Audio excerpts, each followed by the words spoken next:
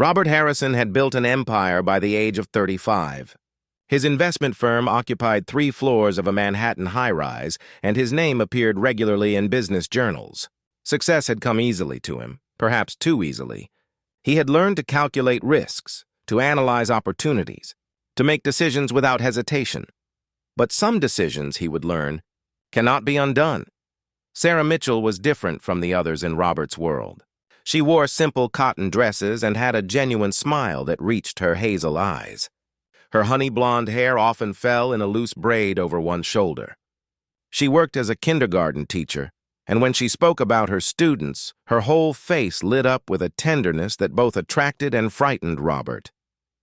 They met at a friend's gallery opening. While others discussed market trends and portfolio diversification, Sarah stood quietly before a painting of children playing in a garden. Robert found himself drawn to her peaceful presence. "It reminds me of recess," she said softly when he approached. "Pure joy, before we learn to complicate things." They dated for 18 months. Sarah never asked Robert to change, never demanded more of his time than he could give. She seemed content with simple pleasures, walks through Central Park, Sunday morning pancakes, old movies on her worn couch. When she told him she was pregnant, Robert's first response wasn't joy. It was fear. "I need time to think," he said, and those words would haunt him for years to come. Sarah looked at him with those gentle eyes now filled with tears. "What's there to think about, Robert? Either you want this family or you don't. It's not that simple," he insisted. "My company is expanding. I have obligations, responsibilities." "So do I," Sarah said quietly.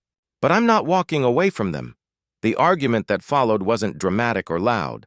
That might have been easier. Instead, it was heartbreakingly civil.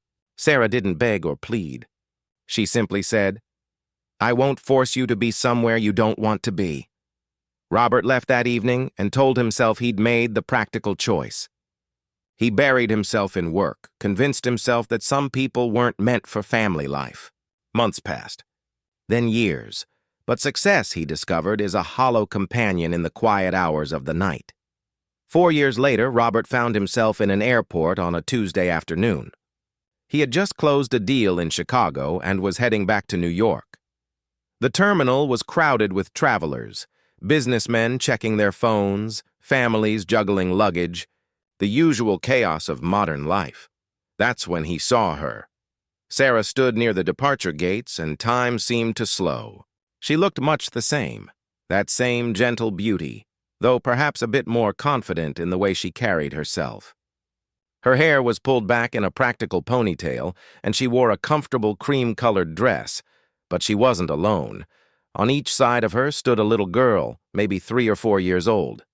Identical twins with curly blonde hair and pink backpacks. They each held one of Sarah's hands, and Robert watched, frozen, as one of them pointed excitedly at an airplane through the window. His heart recognized them before his mind could process it. Those were his daughters. He knew it with absolute certainty. The man walking beside them was tall, well-dressed in a dark suit. He carried a small rolling suitcase and had the easy manner of someone comfortable in his role. When one of the girls stumbled slightly, he was there instantly, steadying her with a gentle hand. Robert felt something crack inside his chest. He stood there, hidden partially by a pillar, watching the life he had walked away from. Sarah laughed at something one of the girls said, and the sound of it, that warm, genuine laugh he remembered, cut through him like a blade. For a long moment, Robert considered turning around. Walking away again. After all, they seemed happy. What right did he have to disrupt that? But then he thought of his mother's words when she was dying 2 years ago. "Don't wait until it's too late to become the person you were meant to be," she had whispered. "Pride and fear make poor companions in old age." Robert took a breath and stepped forward. "Sarah," he said softly as he approached. She turned, and her face went through a series of emotions: surprise, uncertainty, something that might have been old pain, but then it settled into a calm neutrality. "Robert," she said simply. The girls looked up at him with curious eyes. His eyes, he realized. Green with flecks of gold. I didn't mean to intrude." Robert began, his rehearsed speeches abandoning him. I saw you, and I— The man in the suit stepped closer, protective but not aggressive. Sarah placed a hand on his arm.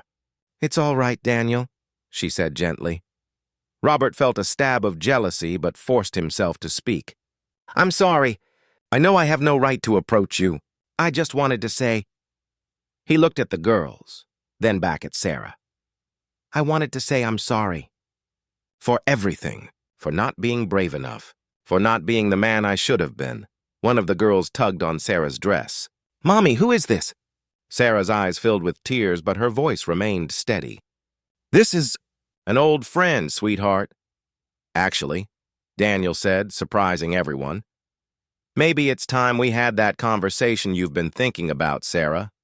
Sarah looked at him gratefully, then back at Robert. "Why don't we sit down for a moment?" They found a quiet corner of the terminal.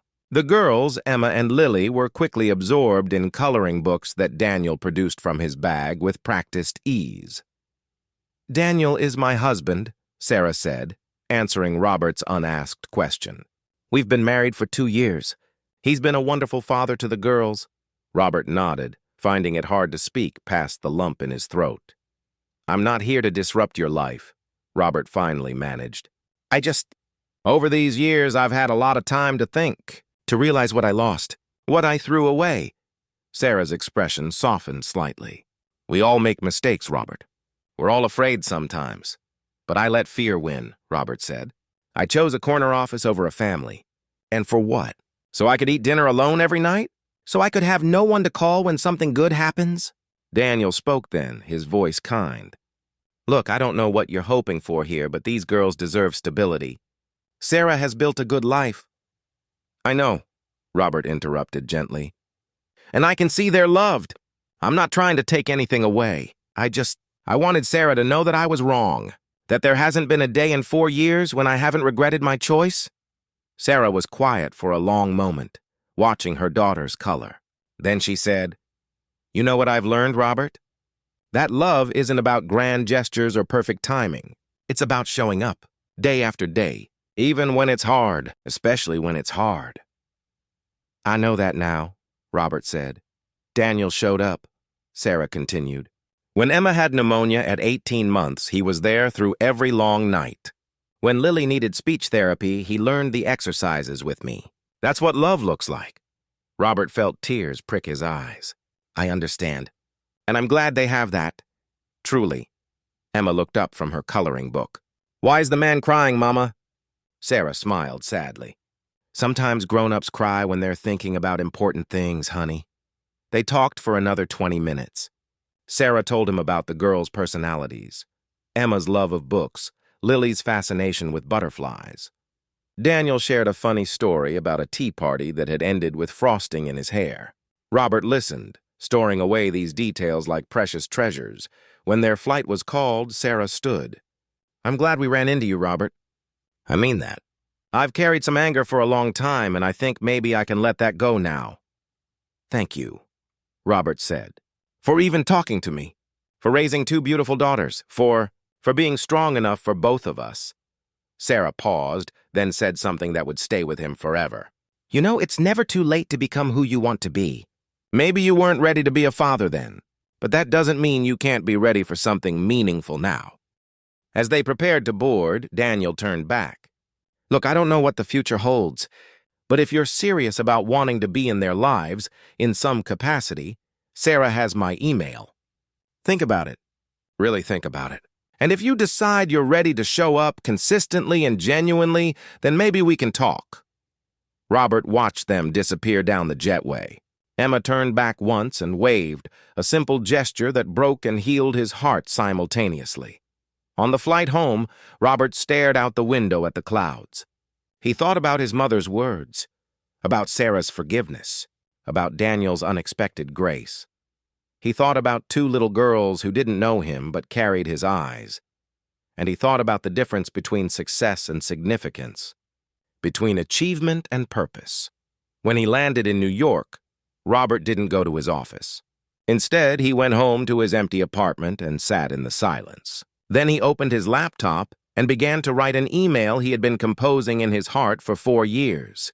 Some mistakes cannot be undone, but perhaps, with humility and genuine change, they can be redeemed. Perhaps it's never too late to choose love over fear. Perhaps second chances are not just given. They are earned through patience, consistency, and the courage to become better than we were. Robert didn't know what the future would hold, but for the first time in years he felt something he had almost forgotten: hope. And sometimes hope is where healing begins.